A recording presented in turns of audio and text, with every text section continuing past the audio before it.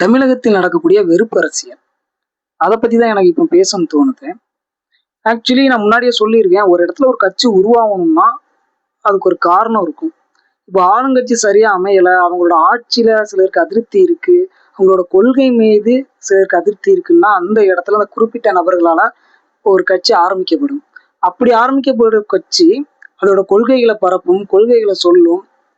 அது நாளடைவுல அந்த குறிப்பிட்ட நபர்களால் ஆரம்பிக்கப்பட்ட அந்த கட்சியின் கொள்கையின் மீது மக்களின் நம்பிக்கை கூடும் பொழுது, அந்த கொள்கை கரெக்டு தானே, ஏன் அப்படி இருக்கக்கூடாது, அதை ஏன் நம்ம ஃபாலோ பண்ணக்கூடாது அப்படின்னு நினைக்கும் பொழுது, அது பெரும்பான்மையை அடையும் பொழுது கண்டிப்பா அந்த கட்சி ஜெயிச்சு அந்த கட்சியோட ஆட்சி அமையும். இதுதான் நார்மலா ஒரு கட்சி உருவாகி அதை ஆட்சி அமைக்கிறதுக்கான முறை. ஆனா இங்க அப்படிதான் நடந்துட்டு இருக்கா? ஒரு கட்சி திடீர்னு உருவாகுது, அந்த கட்சியோட தலைவர் மேடை மேடையா ஏறி அவர் திருப்பி திருப்பி ஒரே விஷயத்தை தான் சொல்லிட்டு இருக்காரு. ஆளுங்கட்சி மீது தன்னோட வெறுப்பை சொல்லி சொல்லி அந்த மக்கள்கிட்ட வெறுப்பை தான் விதைச்சிட்டு இருக்காரு. அந்த தலைவரானவர் வந்துட்டு என்னோட கொள்கை இதுதான், நான் இந்த கொள்கையை தான் ஃபாலோ பண்ண போறேன், என் கொள்கையை ஃபாலோ பண்ணீங்கன்னா நான் இந்த தமிழ்நாட்டை எங்கேயோ கொண்டு போவேன், கண்டிப்பா நம்ம தமிழகத்தை ஒரு உச்சத்துக்கு கொண்டு போவேன், என் கொள்கையை ஃபாலோ பண்ணுங்க, என் கொள்கையை பரப்புங்க, என்னோட கொள்கையை நம்பி எல்லாரும் வாங்க, இந்த மாதிரி அவர் பேசியிருந்தா ஓகே. ஆனா அவர் எந்த கட்சி மாநாட்டிலையுமே சரி அப்படி அவர் பேசுற மாதிரியே தெரிய மாட்டேங்குது. சரி, யாரையோ பத்தி பேசியிருக்கேன்னு நினைக்காதீங்க, நான் டிவிகே கட்சியை பத்தி தான் பேசிட்டு இருக்கேன். ஓகே, உங்களுக்கு வர கோவம் வந்து நியாயமானதான். இப்ப நான் பேசுற பார்க்கும்போது கேட்கும்போது உங்களுக்கு கோவம் வரும் தான். ஆனா இப்ப நீங்க கோவப்படாம நான் என்ன சொல்றேன்னு கொஞ்சம் முழுசா பார்த்துட்டு அப்புறம் நீங்க முடிவெடுங்க. கோவப்பட்டு இவனை திட்டலாமா, இல்ல நம்ம கொஞ்சம் யோசிச்சு பார்க்கலாமா அப்படிங்கிறத. இப்ப தலைவரெல்லாம் விட்டுக்குங்க, நம்ம கரெக்டா இருக்கோமா? இப்பதான் ரீசெண்டா திரு விஜய் அவர்களோட மனைவி வந்துட்டு விவாகரத்துக்கு அப்ளை பண்ணியிருந்தாங்க. இதை பத்தி அந்த கட்சிக்காரங்க அந்த டிவிக்கு தொண்டர்கள்லாம் நிறைய வீடியோ போடும்போது என்ன சொல்றாங்க அப்படின்னா, இது அவங்களோட பெர்சனல், இதையா நம்ம பேசணும் அப்படின்னு சொல்லி கேக்குறீங்க. கண்டிப்பா அது பெர்சனல் தான். இதை பேசுறது வந்து நாகரிகமே கிடையாது. ஒரு ரெண்டு பேருக்குள்ள உள்ள அந்த அவங்களோட திருமண உறவுல அவங்க எடுக்கிற முடிவுகள் தான் அது. அதெல்லாம் நம்ம வந்து காரணம் சொல்ல முடியாது, யார் தப்பு யார் கரெக்டு அதெல்லாம் சொல்றதுக்கு இல்லை, அது அவங்களோட விருப்பம் தான். அதுதான் நாகரிகமும் கூட. அதை பத்தி பேசாம இருக்கிறது தான் நாகரிகமும் கூட. இது நீங்களும் தான் சொல்றீங்க. ஆனா அப்படி சொல்ற நீங்க மத்த விஷயத்துல இதே ஃபாலோ பண்றீங்களா? இடையில ஜூலின்னு ஒரு பொண்ணு, அது கொஞ்சம் அவங்க கொஞ்சம் வந்துட்டு கொஞ்சம் பப்ளிசிட்டிக்காக தான் பண்ணாங்க, அதையும் நான் மாத்து கருத்துலாம் சொல்லல. ஆனா அவங்க பண்ணுனப்போ அவங்களாம் நீங்க என்னென்னலாம் சொன்னீங்க? அவங்க ஒரு பதிவு வைக்கிறாங்க, அந்த பதிவுக்கு யாரும் எதிர்பதிவோ எதிர்வாதமோ பேசலாம். உடனே அவங்க ஃபேஸ கிண்டல் பண்றதும், ஒரு அக்கா ஒரு லேடி தான் அவங்க, ஒரு பெண்ணா இருந்துட்டு அவங்களே அவங்க முகத்தை கிண்டல் பண்றாங்க, வாயை கிண்டல் பண்றாங்க. இன்னும் சிலர் பாத்தீங்க அப்படின்னா 3 கல்யாணம் பண்ண இவாளுக்கு இந்த பேச்சு தேவைதானா அப்படிங்கிற மாதிரி எல்லாம் பேசுனீங்க. இப்போ உங்க தலைவர் விஷயத்துல நீங்க ஒரு நாகரிகத்தை ஃபாலோ பண்றீங்க இல்லையா, மத்தவங்களை ஃபாலோ பண்ண சொல்றீங்க இல்லையா, அந்த நாகரிகம் இன்னொருத்தங்களுக்கு ஃபாலோ பண்ண முடியாம அது எங்க போகுது? ஏன் இன்னொருத்தங்க விஷயத்துல உங்களால அதை ஃபாலோ பண்ண முடியல? இதுதான் கேள்வி. இப்போ ஒரு உதாரணத்துக்கு நான் சொல்றேங்க, சப்போஸ் நாளைக்கு டிவிக்கே ஜெயிச்சு உங்க தலைவர் வந்துட்டு, சரி நம்ம தலைவர்னே வச்சுப்போம், நம்ம தலைவர் வந்துட்டு ஜெயிச்சு முதலமைச்சர் ஆயிடுறாரு.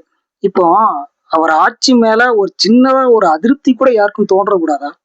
யாருக்குமே ஒரு தன்னோட கருத்தை முன் வைக்கணும்னு தோணவே கூடாதா? அப்படி யாராவது அந்த கருத்தை முன் வச்சா, அந்த ஆட்சியை குறை சொன்னா, அப்போ நீங்க என்ன பாடுபடுத்துவீங்க அவங்கள? இப்போ நீங்க ஒரு எம்எல்ஏ கூட இன்னும் ஜெயிக்கல, இப்பவே நீங்க இப்படி இருக்கீங்கன்னா நாளைக்கு அவங்க நீங்க ஜெயிச்சு உங்களை ஒருத்தர் குறை சொன்னால் அப்போ இது என்னவா ஆகும்? இந்த வெறுப்பு எங்க போய் நிப்பாட்டும்?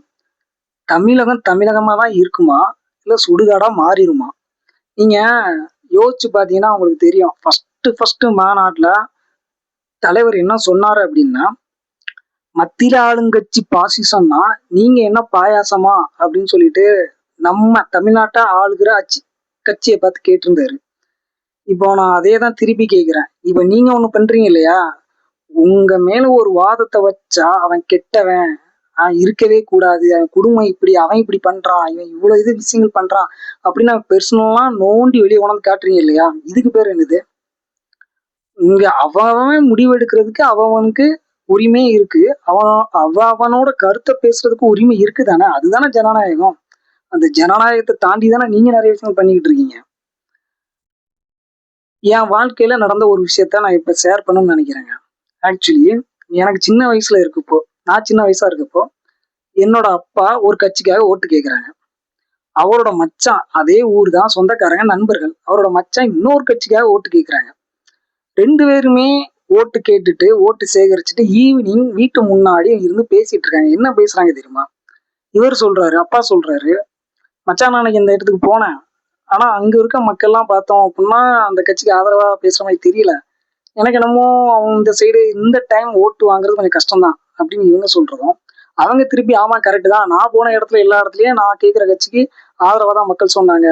ஸோ கண்டிப்பா இந்த வாட்டி எங்க கட்சி ஜெயிக்கும் அப்படின்னு அவர் சொல்றதும், சரி ஓகே பாத்துக்கலாம். யார் ஜெயிச்சா என்ன?